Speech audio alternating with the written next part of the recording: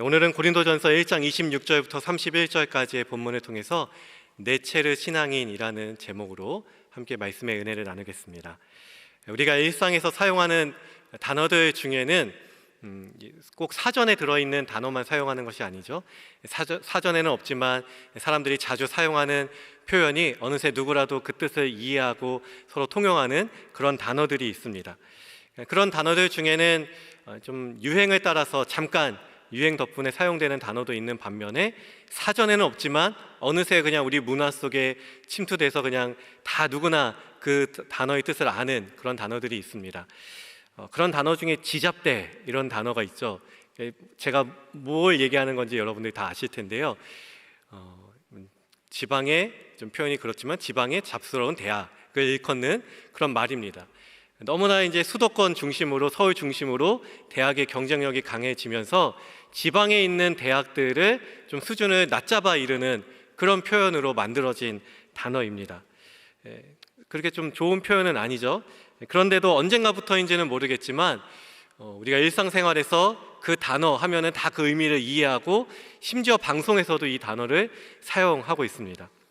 네, 예수님의 고향이었던 나사렛, 예수님의 고향 나사렛 예수, 이 나사렛이라는 이 마을도 당시의 사회 문화적 배경 안에서 지잡대와 같은 그런 의미로 좀 사용되는 표현이었습니다. 요한복음 1장에 보면은 예수님이 나사렛 출신이라는 이유 하나만으로 예수님을 무시하는 그런 장면이 등장하고 있습니다. 유대인들이 나사렛 사람을 이렇게 여긴 것이죠. 시골뜨기 그냥 지방의 그냥 사람으로 무시하고 조롱하는 대상으로 나사렛 사람을 이렇게 여겼던 것입니다. 예수님 시대에 나사렛이란 단어가 그렇게 사용되었던 것입니다. 별 볼 일 없는 동네, 작고 천한 동네, 그런 동네에서 이 세상을 구원할 메시아가 나셨다고? 메시아가 그 고향 출신이라고? 아무도 믿지 못하는 거죠. 나사렛 예수를 인정할 수 없었던 것입니다. 나사렛이라는 이 마을의 이름이 어떻게 유래되었는가? 학자들이 많은 연구들을 여러 가지 해석들이 있는데요. 근데 이게 나사렛이라는 마을의 지명이 어떻게 유래되었는지 이사야 11장 1절 말씀에서 찾는 그런 성서학자들이 있습니다. 우리가 이사야 11장 1절 말씀을 함께 읽어보겠습니다. 이새의 줄기에서 한 싹이 나며 그 뿌리가 한 가지가 나서 결실할 것이요. 그 뿌리에서 한 가지가 나서 결실할 것이요. 그러니까 이사야 11장 1절 말씀에서 말하는 한 가지, 이 가지가 히브리어로 네체르입니다. 네체르. 그러니까 이 네체르에서 나사렛이라는 마을의 이름이 유래되었다라고 얘기하는 것이죠. 네체르와 나사렛 좀 발음이 비슷하잖아요. 네체르와 나사렛. 근데 발음도 비슷한데 이 단어가 갖고 있는 의미가 굉장히 유사합니다. 그러니까 이사야 11장 1절 바로 앞에 있는 이사야 10장 33절의 말씀에도 가지라는 단어가 등장을 합니다. 이사야 10장 33절에도 가지가 등장하는데 10장 33절이 말씀하는 이 가지와 11장 1절이 말씀하는 가지가 전혀 다른 가지예요. 전혀 다른 의미로 사용이 되었어요. 10장 33절에서의 가지는 세상에서 힘이 있고 높은 권력을 상징하는 그런 가지였습니다. 그 어떤 것도 아쉬울 것이 전혀 없어 보이는 세상에서 가장 단단해 보이는 그런 가지, 이게 10장 33절에서 말하는 가지예요. 하지만 하나님은 이 교만한 가지를 꺾으시고 그 나무의 숲들을 모두 베어버리시겠다, 이렇게 말씀하시는 것이죠. 근데 하나님보다 자신을 더 높이 여기는 오만한 가지를 다 꺾어버리시겠다는 것이에요. 그래서 10장 33절의 가지는 오만하고 교만한 그런 가지입니다. 반면에 11장 1절의 가지는 아주 연하고 순한 가지, 아주 연한 가지에 불과합니다. 모든 나무들을 다 베어내고 남은 그루터기에서 겨우 한 가지, 겨우 연하게 나온 그 가지, 힘없는 가지, 그곳에서 나온 그 가지를 말하는 거예요. 아무런 힘이 없어 보이고 세상에서 무시하고 보잘것없어 보이는 그런 가지를 말하는 것이죠. 그런데 손만 대도 꺾일 것 같고 쓰러질 것 같은 그 연한 가지가 사실은 예수님을 상징하는 네체르, 나사렛, 그런 가지라는 겁니다. 네체르, 곧 나사렛 예수는 권력을 가진 사람들 눈에는 천하고 연약하고 힘이 없어 보이는 그런 사람에 불과했습니다. 예수님이 이렇게 말씀하셨잖아요. 내가 나의 왕국과 자신의 나라를 세우겠다고 말하는데, 그러나 자신을 따르던 제자들에게 배신당하고 자신을 향해 열광하는 사람들에게 조롱당하고 수치를 당했던, 그래서 결국엔 십자가에 달려 죽은 그 예수님이 네체르, 나사렛 예수 연한 가지였습니다. 연한 가지 네체르가 사람들에게 어떻겠습니까? 아무런 매력이 없죠. 사람들이 별로 좋아할 만한 구석이 없습니다. 누가 그런 가지를 좋아하겠습니까? 오늘 우리가 사도 바울이 고린도 교회에게 보낸 편지 고린도 전서를 함께 읽었는데요, 고린도 교회의 성도들은 예수님의 이 방식을 잘 좋아하지 않았던 것 같습니다.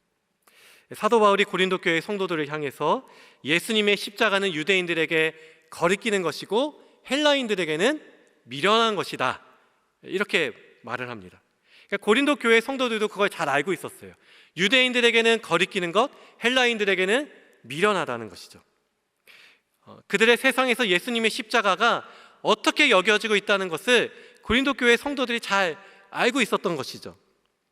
율법을 아는 유대인들에겐 나무에 달린 자가 저주를 받았다는 그 신명기 말씀에 따라서 예수님이 나무에 달려 십자가에 달려 죽으신 것이 저주받은 것, 미련한 것으로 여겨지고, 고상한 헬라인들에게는 너무나 끔찍한 십자가 처형이 야만스럽고 잔혹하다 해서 미련하다, 어떻게 저런 인간이 저런 처벌을 주고 받느냐, 미련하다, 이렇게 여겼던 것이에요.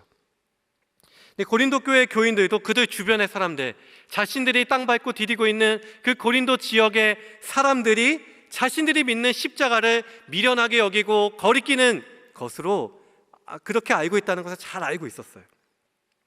하지만 바울은 고린도 교회 교인들을 향해서 이렇게 묻고 있는 것입니다. 당신들에게는 예수님의 십자가가 어떤 것입니까? 당신들도 똑같이 미련하다고 여깁니까? 거리끼게 여깁니까? 당신들에게는 이 예수님의 십자가가 어떤 것입니까? 세상의 그 어떤 영광보다도 더 영광스럽고 승리한 이 십자가로 여러분들이 받아들이고 있습니까? 마치 어떤 것이죠? 예수님께서 가이사랴 빌립보에서 제자들을 향해서 이렇게 묻는 거예요. 너희는 나를 누구라 하느냐? 그렇게 묻는 것과 똑같습니다. 제자들이 이렇게 대답하잖아요. 예수님, 사람들이 모세 같다, 엘리야 같다, 선지자 중에 한 사람 같다, 이렇게 말하는 것이죠. 그러나 예수님이 제자들을 향해서 그러나 너희가 나를 뭐라고 부르느냐? 너희는 나를 향해 어떻게 고백하느냐? 예수님은 제자들의 고백이 궁금했던 것이에요. 바울도 고린도 교회 성도들을 향해서 당신들은 예수님의 십자가를 뭐라고 고백하십니까? 예수님의 십자가가 여러분들에게는 어떤 의미입니까? 고린도 교회의 고백이 듣고 싶었던 것입니다. 사도행전 18장에는 바울이 제2차 선교여행 중에 고린도에서 복음을 전하고 교회를 세우는 그런 과정, 고린도 교회가 어떻게 세워졌는지 그 과정이 사도행전 18장에 기록되어 있습니다. 근데 바울이 고린도에서 복음을 전하면서 천막 만드는 일을 하면서 예수를 만나고 그들에게 복음을 전하고 회당을 찾아가서 유대인들에게 복음을 전했습니다. 근데 하지만 바울의 전도가 순탄했던 것만은 아니었어요. 바울이 유대인들에게 예수님을 전하자 그들이 바울을 대적하고 바울이 하는 말에 다 비방을 했습니다. 이어서 바울이 유대인들을 떠나서 내가 이방인들을 찾아가겠다.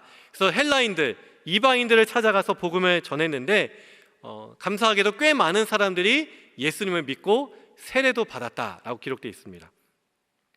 그럼에도 사도행전 18장 9절에서 하나님이 바울을 찾아가셔서 이렇게 말씀하십니다. 두려워하지 말고 침묵하지 말고 말하라. 두려워 말고 침묵하지 말고 말하라는 거예요. 바울조차도 고린도 지역에서 두려워해서 차마 예수님의 복음을 전하기가 참 두려워서 침묵하고 있었던 것이죠.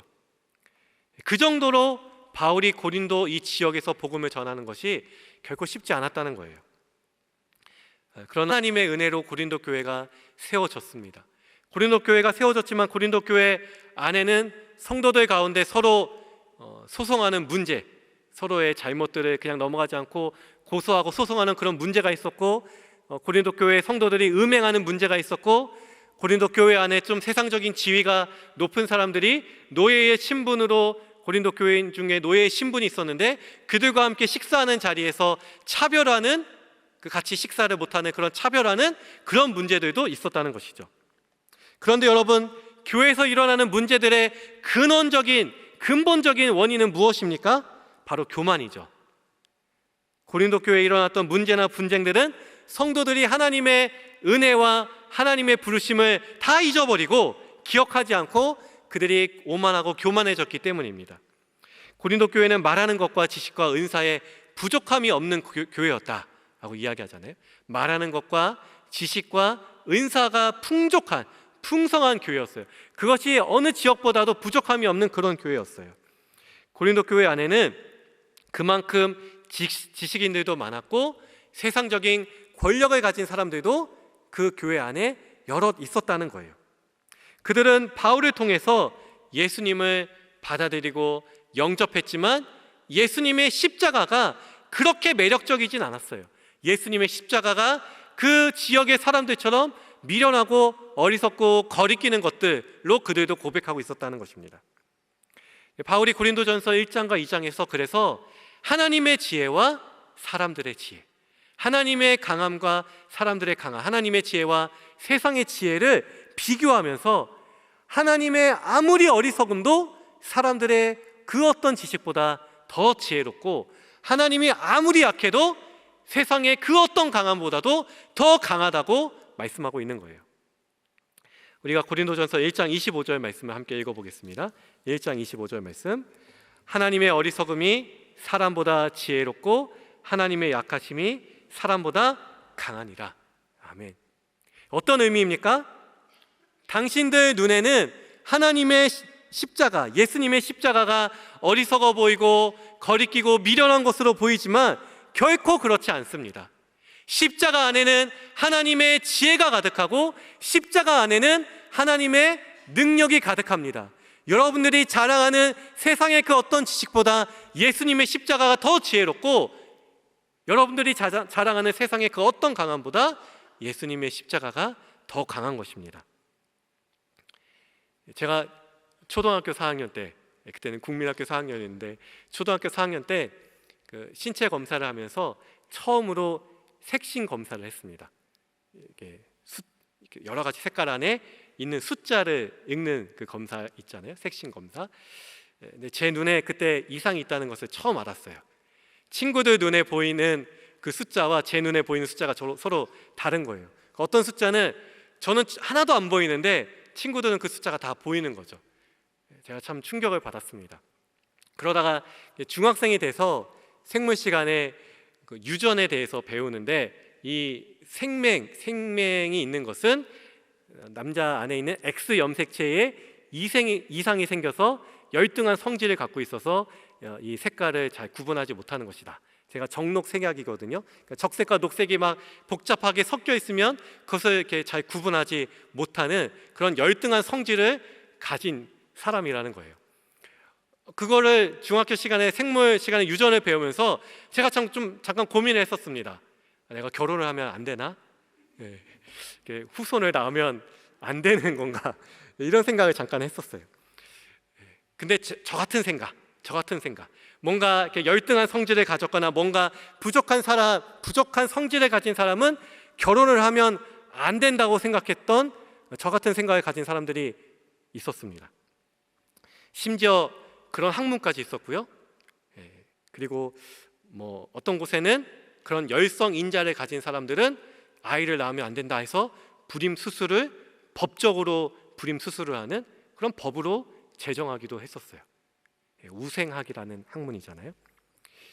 1883년에 영국의 골턴이라는 학자가 이 우생학이라는 학문을 처음 창시하면서 인류를 개량할 목적을 가졌습니다.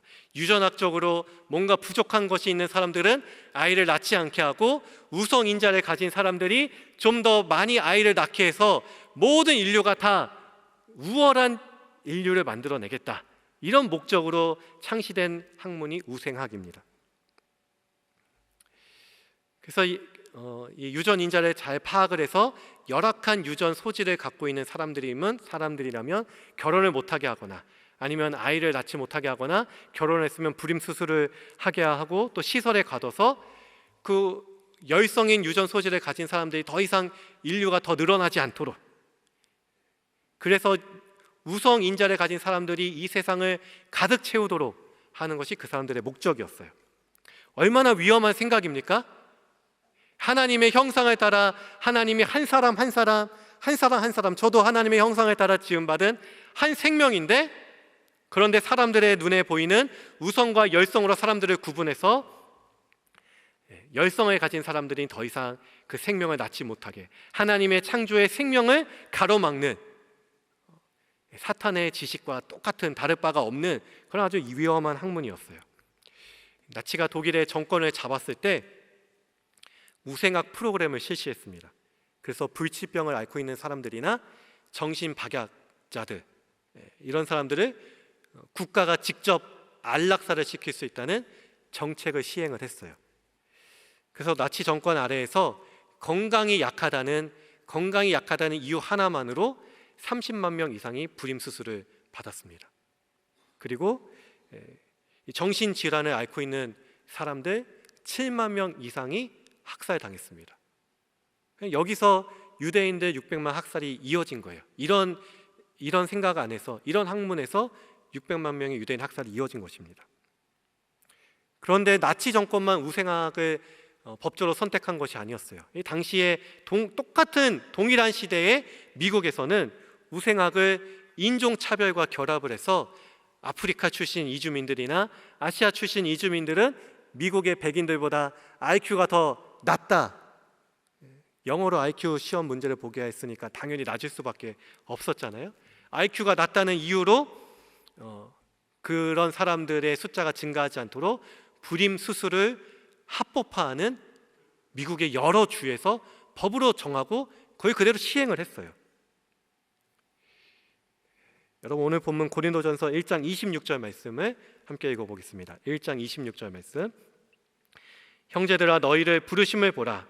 육체를 따라 지혜로운 자가 많지 아니하며 능한 자가 많지 아니하며 문벌 좋은 자가 많지 아니하도다. 아멘. 사도 바울이 하나님께서 우리를 교회로 부르실 때 외적인 조건을 따라 부른 것이 아니라는 것을 밝히고 있습니다. 고린도 교회 성도 여러분, 여러분들을 하나님께서 부르셨을 때 그때를 기억해 보십시오. 여러분들이 건강했기 때문에, 부자였기 때문에, 여러분들이 권력을 가졌기 때문에 하나님이 여러분들을 교회로 부르신 것이 아니었습니다.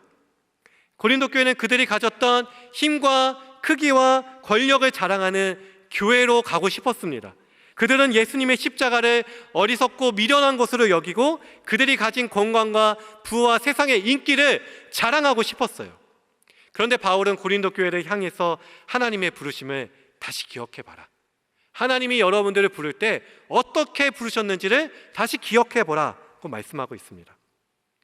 우리가 건강해서 하나님의 부름을 받은 것이 아니고, 우리가 재물이 많아서 하나님의 부름을 받은 것이 아니고, 우리가 세상에서 권력이 있고 인기가 있어서 하나님의 부름을 받아 교회가 된 것이 아니라는 것이죠. 우리의 부름은 이처럼 외적인 조건을 따라서 부름받은 것이 아닙니다. 우리는 우리의 조건을 따라 하나님의 부르심을 받은 것이 아니기 때문에 교회 안에 있는 모든 성도들, 어떠한 성도들도 어느 누구도 자기 자신을 자랑할 것이 없다는 것입니다. 근데 안타깝게도 고린도 교회 성도들이 이 하나님의 부르심을 오해했었던 것처럼 오늘날 이 땅의 교회 안에도 이 하나님의 부르심을 오해하는 성도들이 많이 있는 것 같습니다. 하나님의 부르심을 잘못 알고 있는 것이죠. 교회는 외적인 조건이 높고 낮고 힘이 있고 없고 크기가 크고 작고에 따라서 교회가 되고 교회의 부르심을 받는 것이 아니라는 거예요. 교회가 그런 조건들, 외적인 조건들을 주목할 이유가 단 하나도 없습니다. 교회는 그런 것들을 볼 필요가 없습니다. 교회가 그런 조건에 따라 세상의 부름을, 하나님의 부름을 받은 것이 아니기 때문이죠. 그러나 세상의 사람들은 본류로 가기 위해 노력을 합니다. 세상은 힘이 있는 자들에게 돈이 모이고 권력이 모이고 사람들이 모여듭니다. 그것이 세상의 현실이에요. 그러나 문제가 무엇입니까? 그러나 우리 교회의 문제가 무엇입니까? 교회가 세상과 똑같은 현실을 갖고 있다고 생각하는 것, 그것이 교회의 문제입니다. 교회 안에서도 봉사하려면 사람들이 많이 드나들고 사람들이 알아줄 만한 그런 곳에서 봉사해야 되지 않느냐. 교회 안에서도 힘이 있고 지식이 있고 권력이 있는 사람들이 뭔가 할 만한 자리들이 있어야 되는 것 아니냐. 하지만 하나님은 교회에서 그렇게 일하시는 것이 아니라는 것이죠. 예수님은 사람들이 무시하고 조롱하던 동네였던 나사렛을 고향을 삼으시고 나사렛 출신이 되어서 세상의 가장자리 출신, 사람들이 그렇게 주목하지 않던 세상의 끝자리 가장자리 출신 예수로서 이 땅에서 사역하셨습니다. 예수님은 연한 가지에 불과한 네체르였지만 하나님은 네체르이신 예수님을 통해서 하나님의 영광을 아낌없이 나타내셨던 것입니다. 우리가 예수님의 신앙을 따르려면 우리도 네체르 신앙인이 되어야 합니다. 본류가 아닌 가장자리로, 사람들이 주목하는 자리가 아닌 가장자리로, 끝자리로 우리가 가야 되는 거예요. 내가 익숙하지 않은 공간으로 가야 되고 내가 낯설어하는 공간으로, 그런 곳으로 우리가 가야 합니다. 예수님이 경계를 넘어 하늘에서 이 땅으로 경계를 넘어 오신 것처럼 우리가 잘 가지 않았었던 그런 곳으로 경계를 넘어 나아가야 합니다. 내가 가장자리에 있다는 것이 때로는 하나님께 원망을 드는 그런 불편한 자리가 있을 수 있습니다. 불편한 자리일 수 있습니다. 내가 세상의 중심으로 가는 것이 내가 하나님께 기도하는 기도가 응답받는 것이라고 생각할 수 있습니다. 그러나 우리가 연약한 자리, 경계를 넘어간 그 가장자리에서 하나님이 보여주시는 것들, 그곳에서 볼 수 있는 것들이 있다는 것이죠. 지난 주일에 우리 교회에서 다양한 행사들이 있었는데 이 사랑나무 부서와 에바다 부서에서 성도님들을 초청해서 함께 예배를 드리는 시간이 있었습니다. 제가 사랑나무 부서에 가서 예배를 드렸는데 주님의 교회 부임해서 한 번도 사랑나무 예배를 드려본 적이 없었어요. 마침 이렇게 초청을 해주셔서 기회가 돼서 사랑나무 예배에서 함께 예배를 드렸습니다. 사랑나무는 발달 장애와 이 지체 장애를 가진 분들이 함께 예배를 드리는 그런 부서입니다. 그곳에서 그들과 함께 예배를 드리면서 제가 참 인상적인 그런 시간이 있었습니다. 말씀을 전하는 전도사님이 그날의 말씀 본문을, 성경을 봉독을 하셨어요. 전도사님 성경 본문을 읽었는데 그 사랑나무에서 예배드리고 있는 모든 성도님들이 한 사람씩 앞으로 다 나와서 그 성경 본문을 다 한 사람씩 본문을 한 번 더 읽는 거예요. 한 명씩 다 나와서 그 본문을 읽었습니다. 여러분, 장애를 가진 분들이 성경을 읽는 것이 그렇게 자연스럽지는 않았어요. 사실 더듬더듬 읽고 잘 읽지 못하는 분들도 있었어요. 그러나 그 사랑나무 예배에서는 잘 읽고 못 읽고가 그런 게 없었어요. 그게 중요한 것이 아니죠. 그곳에서는 누가 잘 읽고 못 읽고가 중요한 게 아니라 성경을 읽는다는 것, 하나님의 말씀을 읽는다는 것, 하나님의 말씀을 알고 싶다는 것, 예수님을 내가 더 알고 싶다는 것, 예수님의 지식이 내가 원하는 가장 귀한 것이라는 것, 그것을 고백하는 그런 성경 시간이었습니다. 사랑나무 예배에서는 예수님을 알기 원하는 것, 그게 가장 중요한 것이었어요. 지난 한 주간 제가 자주 부르고 묵상한 찬양이 있습니다. 운전을 하다가 우연히 그 찬양이 선택이 돼서 우연히 이 찬양을 들었는데 한 주간 동안 그 가사가 너무 좋아서 계속 묵상을 하면서 설교를 작성하면서도 그 찬양을 계속 묵상하면서 설교를 썼습니다. 우리 아까 예배를 시작하면서 함께 불렀던 찬양인데요, 내 안에 가장 귀한 것이라는 찬양입니다. 내 안에 가장 귀한 것 예수를 알미라. 금, 은보다 더 귀한 것 예수를 알미라. 세상 지식보다 더 귀한 것 예수를 알미라. 내 안에 가장 귀한 것 예수를 알미라. 예수의 이름, 존귀한 이름, 예수의 이름, 능력의 그 이름.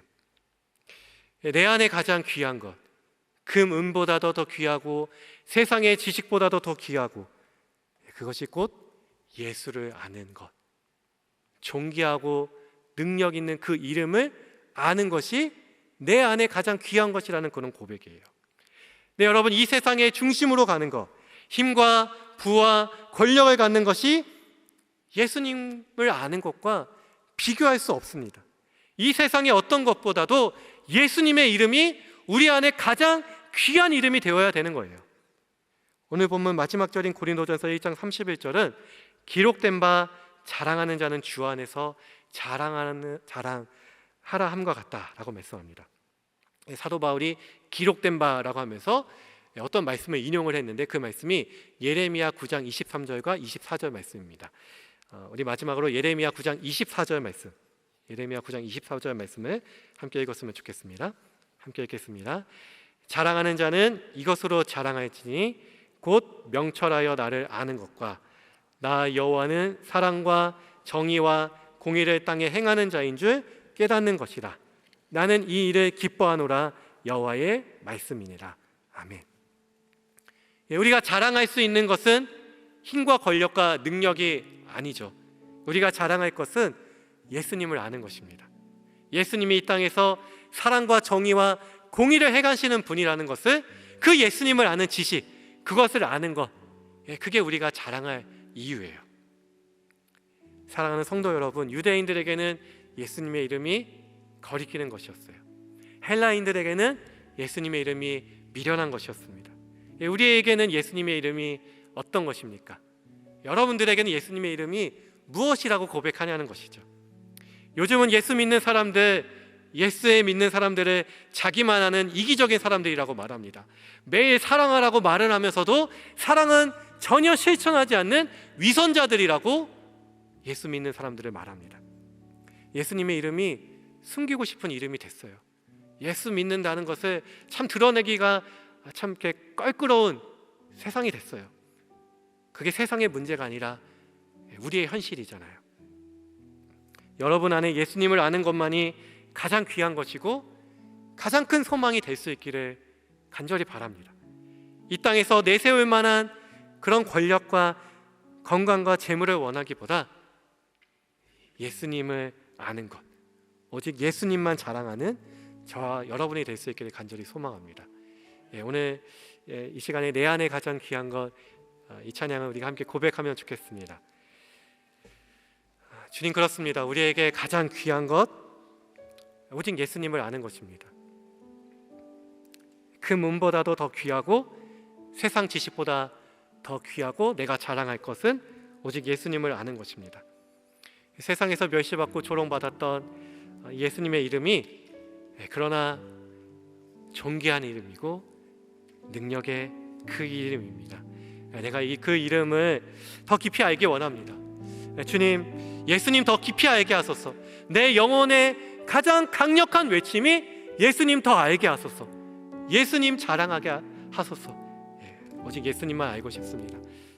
주님, 내가 예수의 이름을 아는 것, 그것 하나만 자랑하기 원합니다. 주님이 우리를 부르신 것, 우리의 힘과 부와 권력으로 부른 것이 아니라 주님의 교회는 오직 예수님을 아는 것만이 자랑하는 교회이고, 우리가 그 예수님의 이름만을 자랑하는 주님의 자녀들, 내체를 신앙인이 되기 원합니다. 우리 말씀을 기억하면서 이 찬양을 고백하면서 이 시간 함께 동성으로 기도하며 나아갑시다. 네, 주님, 그렇습니다. 우리가 예수의 이름만을 자랑하는 자들이 되기 원합니다. 하나님, 세상에서 미련하게 여기고 세상에서 거리끼는 것, 세상에서 인기 없지만 그러나 주님의 이름을 아는 것, 그것만을 자랑하는 내체를 신앙인이 되기 원합니다. 세상의 가장자리에서 사람들의 인기가 없고 사람들이 천하게 여기고 사람들이 주목하지 않는 그 삶의 가장자리에서 그러나 예수님의 영광이 드러나고 예수님의 사랑이 드러나고 예수님의 정의와 공의가 나타나고 하나님의 영광이 나타나는 그곳에서 하나님, 우리가 예수님을 아는 것만이 자랑하는 내체를 신앙인이 되기 원합니다. 주님, 그렇습니다. 우리에게 가장 귀한 것, 오직 예수님을 아는 것입니다. 금은보다도 귀하고 세상의 지식보다도 귀한 것, 오직 예수님을 아는 것입니다. 세상에서 멸시받고 조롱받았던 예수님의 이름만을 우리의 존귀한 이름, 우리의 능력 이름으로 고백하는 우리들 신앙인이 되기 원합니다. 주님 더 알기 원합니다. 주님 더 깊이 알기 원합니다. 주님, 우리의 찬양이 주님, 우리의 간절한 영혼의 외침이 되기 원합니다. 예수님 더 깊이 알게 하여 주옵소서. 예수님을 아는 지식이 더욱더 부여해지게 하여 주시옵소서. 세상의 지식과 세상의 영광하는 자가 아니라 예수님을 더 깊이 아는 것, 하나님의 영광을 더 깊이 알고 드러내는 자, 그런 신앙이들, 그런 대체로 신앙이 되게 하여 주시옵소서.